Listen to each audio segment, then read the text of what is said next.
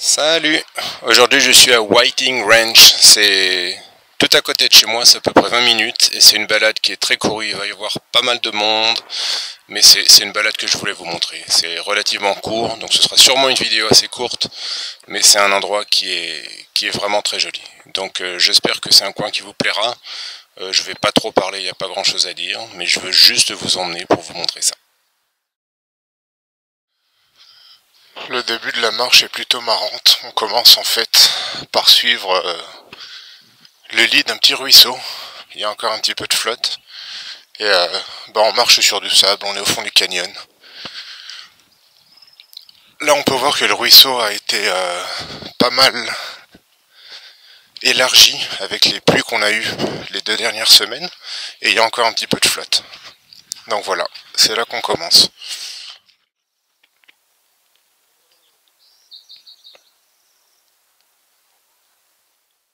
Je me demande si là devant ne sont pas des plantes de taro.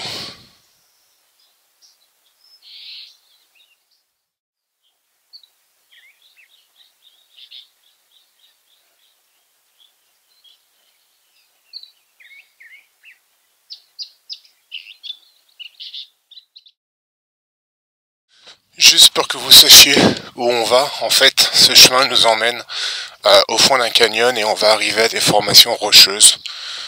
Comme toujours avec des jolies couleurs, ici ce sont des couleurs un petit peu rougeâtres, c'est pour ça aussi qu'ici ça s'appelle Redstone Canyon. C'est un coin qui est assez couru, il y a beaucoup de gens, donc là comme il est relativement tôt, il n'y a pas trop de monde, mais ça va bientôt se remplir. Ici on a encore des exemples de mortiers dans la roche, évidemment beaucoup moins. Il y en a 2 là-bas. Ça je sais pas si ça a été commencé il n'y a pas très longtemps. Mais ça c'est un mortier définitivement. Ça je sais pas, c'est peut-être quelque chose de naturel ou quelque chose qui a été élargi avec l'érosion naturelle. Et ça il est très probable aussi que ce soit un mortier qui soit élargi avec le temps.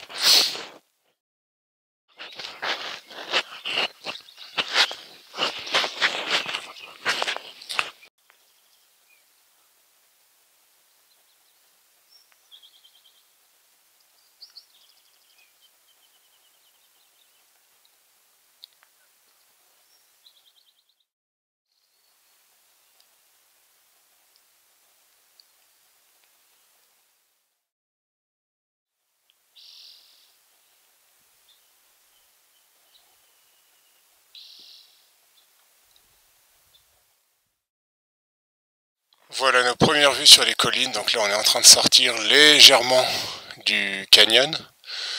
Ce que je vais faire avant d'arriver aux formations rocheuses, je vais faire un petit détour qui va nous emmener en haut de l'une de ces collines. C'est pas celle qu'on voit là devant nous, c'est une autre qui est derrière. Mais ça va nous donner un petit point de vue, un petit panorama. Et ensuite de là, je retournerai en direction des Pierres Rouges. Et une petite anecdote marrante sur cette marche, c'est que malgré le fait qu'on commence la marche en plein milieu des maisons et de la ville, c'est le coin où le plus de pumas ont été reportés ces 20-30 dernières années à Orange County que n'importe où ailleurs. Ça veut pas dire qu'on va en voir, ça veut pas dire qu'il y en a beaucoup, mais je sais pas, c'est un coin que les pumas semblent apprécier. Je répète, ça veut pas dire qu'on va en voir. Et me voilà au-dessus du canyon, donc là-bas en bas c'est là où on a commencé.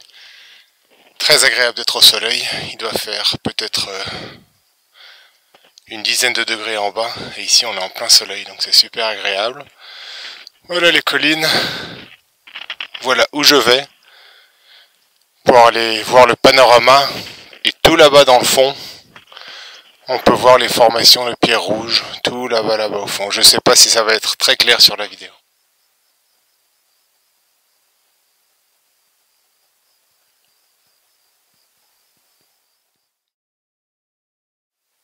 Ça c'est une fleur, l'un de ses noms c'est la trompette du diable. C'est une fleur très jolie qui pousse quasiment sans flotte, quasiment toute l'année. Et c'est une plante qui est évidemment toxique, je dis évidemment, dû à son nom, mais il semblerait que ce soit une plante qui ait des vertus thérapeutiques. Mais je sais évidemment pas comment l'utiliser, enfin voilà.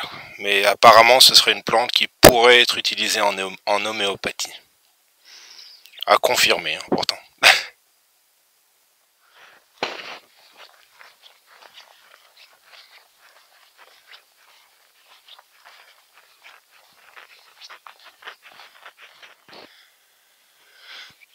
Là-bas, il y a un cerf qui est allongé. Une biche plutôt. Je sais pas si on la voit bien sur la vidéo. Je peux malheureusement pas zoomer beaucoup plus. Mais elle est là, elle est allongée sur le sol. Avec ses grandes oreilles. Ce sont des cerfs mules. Voilà, elle se lève. J'espère qu'elle se verra bien sur la vidéo. Je peux pas zoomer beaucoup plus, mais elle a l'air toute... Oh, il y en a deux. Il y en a un deuxième là-bas en bas. Ouais, en général, ils vont derrière un buisson. Je l'avais pas vu. Une deuxième. Voilà. Et ils s'en vont tranquille. Elle boite ou pas? Je sais pas. Je sais pas si elle boite aussi. Bon, voilà.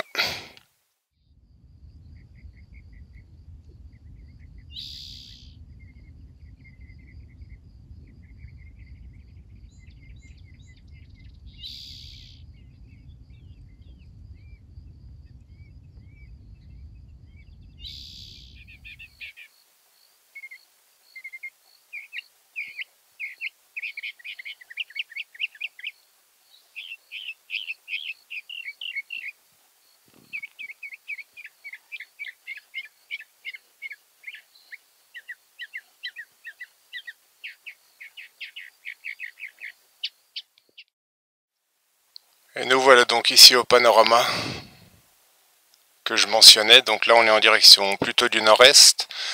Avec tout là-bas au fond les montagnes au nord de Los Angeles. On voit les montagnes de Saint-Gabriel, dont certaines on les voit couvertes de neige. Tout là-bas au fond, je ne sais pas si ça apparaîtra sur la vidéo. Cette jolie colline face à nous en forme de pyramide.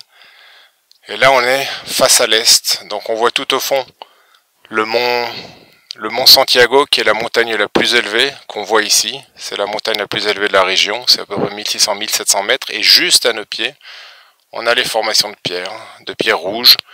Je ne sais pas si ça se voit bien malheureusement sur la vidéo, mais c'est là-bas que je vais aller. Donc je vais redescendre, et puis je vous verrai là-bas en bas. Je pourrai probablement pas trop parler parce qu'il va y avoir beaucoup de monde.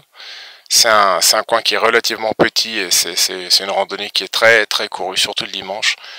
C'est l'avantage en fait d'être venu ici. Bon, déjà c'est super beau de le voir depuis le haut, et puis en fait il n'y a personne ici, comme il y a une montée qui est quand même assez raide, et puis c'est en plein cagnard, donc personne ne vient ici. Et ici j'ai été bien tranquille. Donc bah, je vous vois là-bas en bas tout simplement. Je vous verrai là-bas en bas, je vous montrerai un peu ce à quoi ça ressemble. J'espère que vous pouvez voir un petit peu sur la vidéo. J'ai pas un zoom super sur cette caméra et j'ai pas pris mon appareil photo. Voilà, malheureusement. Mais c'est là-bas en bas qu'on se revoit. À tout de suite. Voilà une plante de yucca. Je crois que la racine se mange, autant que je sache. Je sais que les fleurs se mangent. C'est une longue tige qui donne des fleurs blanches. Pourquoi je vous la montre? Parce que tout simplement c'est probablement une succulente, mais c'est une plante que je trouve très jolie. Je sais pas pourquoi. J'aime beaucoup sa forme, j'aime beaucoup cette plante. Et en ce moment autour de moi il y a plein d'odeurs de sauge, parce que je suis entouré de sauge noire.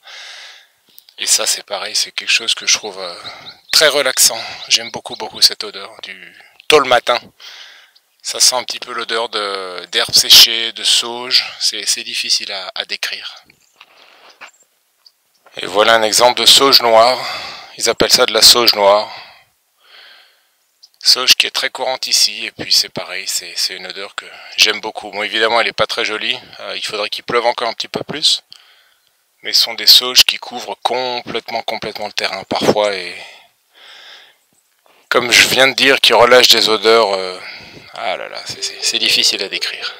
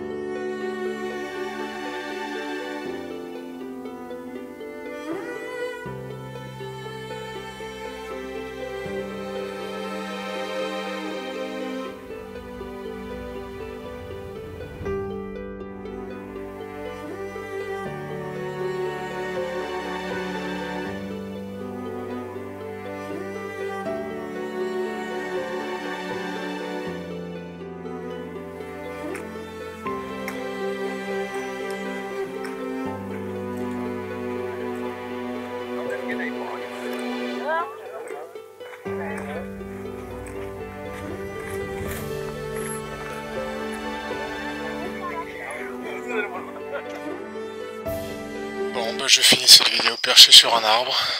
J'espère que la petite balade vous aura plu. J'avais juste envie de vous montrer ce petit coin qui serait une promenade super en fait s'il n'y avait pas autant de monde, mais vu que le parking est gratuit, la promenade est relativement facile, donc c'est très accessible aux familles.